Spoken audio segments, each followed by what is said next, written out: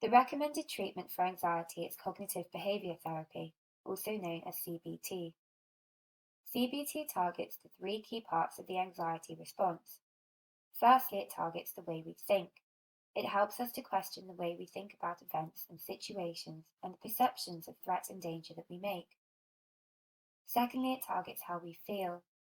It helps us to understand, manage, and tolerate our anxiety symptoms. And thirdly, it helps target what we do. It helps us to change what we do by confronting and facing our fears. It helps us to break out of the anxiety trap and to find a way that is more balanced and helpful. The aim is to move from the old anxiety trap that we saw of anxious feelings, worrying thoughts, and avoidance behaviors to a healthier way of coping with pleasant feelings, helpful thoughts, and coping strategies that help us to move forwards. The goal is to learn to cope with anxiety, not to get rid of it. Children will continue to feel anxious, and this is normal. And as we have already seen, anxiety can be helpful. The aim is to help your child tolerate and manage their anxiety so that it no longer stops them from doing the things they want to do. Alongside this video are some worksheets that can help you and your child learn to manage and beat their anxiety.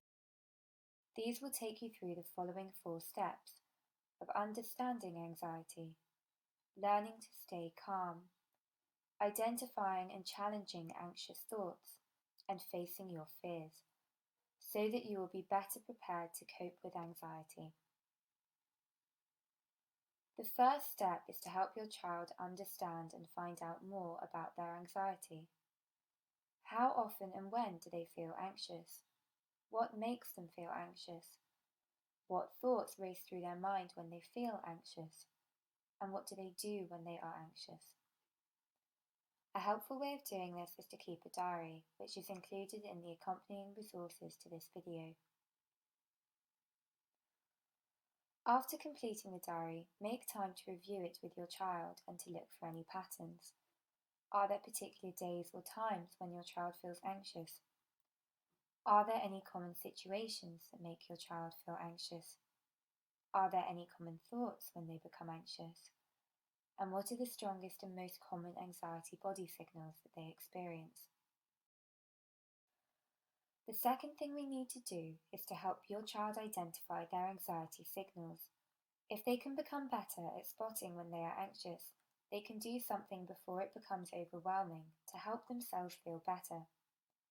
Have a look at the worksheet My Anxiety Signals and help your child to identify their own. Now that your child is better at spotting when they are anxious, the second step is to do something about it. There are many ways that we can help ourselves to feel better and to relax. There is no one way that will always work. Encourage your child to develop a toolbox of methods so that if one doesn't work, they can try another. The Control Your Anxiety handout provides a number of different ideas. Find out which work for your child. Remember, the more they practice, the better they will become at relaxing. Try to build relaxation times into the daily routine, perhaps as they go to bed each night.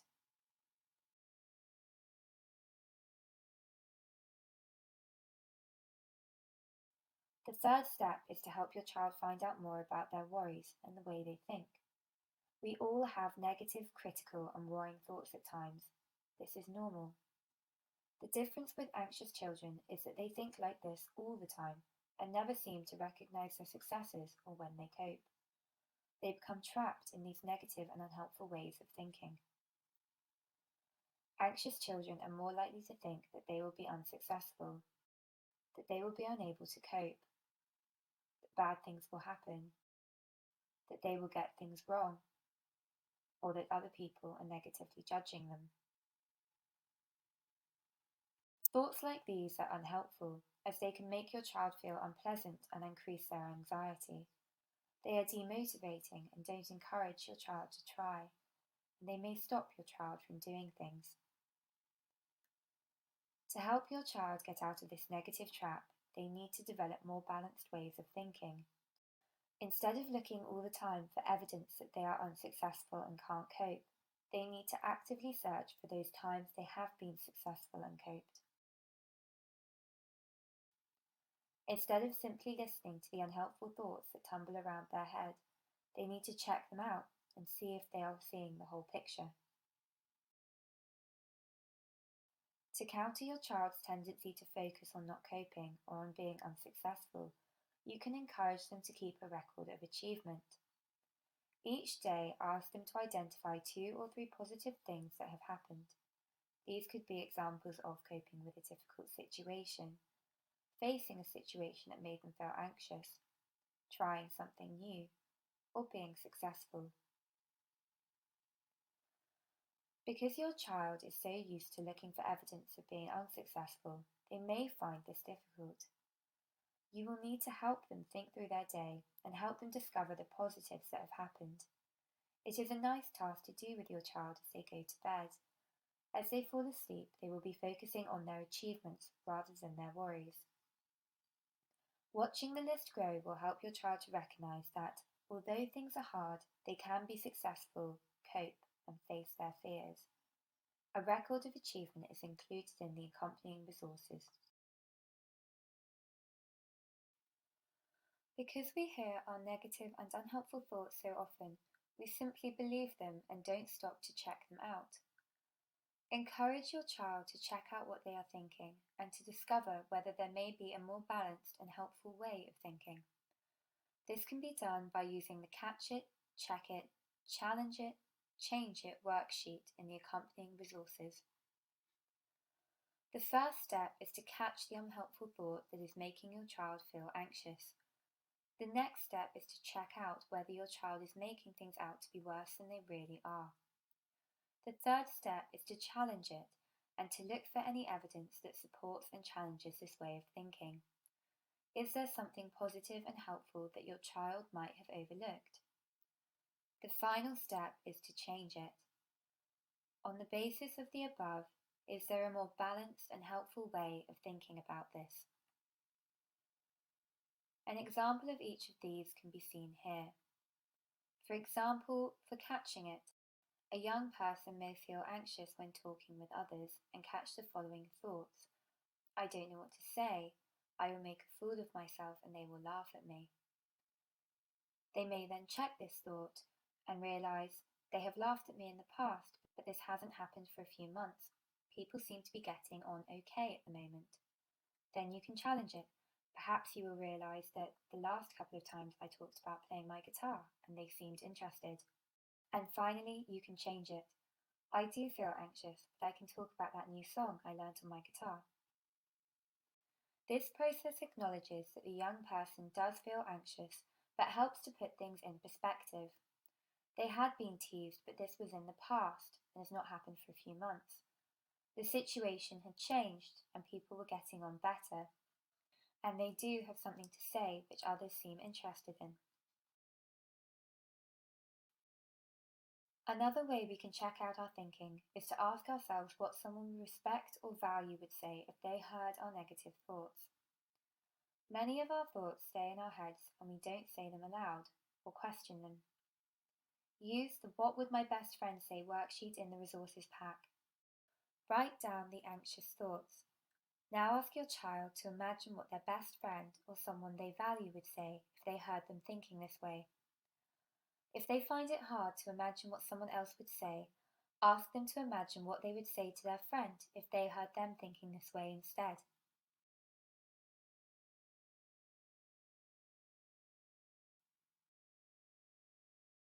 The final step is to encourage your child to face their fears. Instead of avoiding the things that make them anxious, support your child to face their fears and reclaim their life. At the moment, their anxiety is in charge and bossing them around.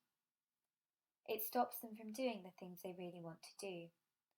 Facing your fears changes this. It puts your child in charge so that they are able to do what they want. Instead of anxious feelings stopping your child from doing things, they will now learn to take those anxious feelings with them. We need to be honest and clear that they will feel anxious. It is only by confronting this anxiety that your child will learn that they can cope with their anxiety. Anxiety is not as bad as they imagine, and that these anxious feelings will fade with time.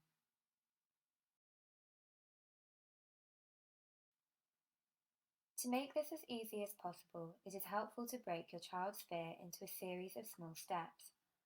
Use the small steps worksheet in the resources pack and write in the first box what it is your child wants to do. In the next box, help them to write down a series of small steps that will help them to achieve this goal. You can have as many steps as you like, but the important thing is that the steps are not too large. You want your child to be successful. In the final box, arrange the steps in order of difficulty, with the easiest at the bottom and the hardest at the top. As an example, we can take a young person having to give a short presentation at school who felt very anxious about talking to the class. They then broke this challenge into the following small steps. The goal was to present to the class. The first step was the easiest to achieve, preparing the presentation and making sure it lasted 2 minutes. Step 2 was to stand in front of the mirror and practice saying it to themselves. Step 3 was to make the presentation to their mum. Step 4, ask 2 friends round and practice the presentations together. Step 5 at the top was to ask the teacher if they could run through the presentation with her. The final step is where your child actually does it and faces their fear. You can use the Face Your Fears worksheet in the resource pack to plan how to do this. Start by identifying the fear your child wants to overcome, also known as their goal. Use the small steps to break this into smaller, more manageable steps. Now select the step your child wants to tackle. We have already discovered how unhelpful thinking can make us anxious, so challenge those anxious thoughts and think about this in a balanced and more helpful way. If those anxious feelings start to build up and feel unbearable, encourage your child to use some of their relaxation strategies. As they relax, encourage them to imagine themselves being successful as they face their fear and achieve their goal. Now agree a time of day and do it. Don't wait until your child feels like they can do it. This won't happen since they will be feeling anxious.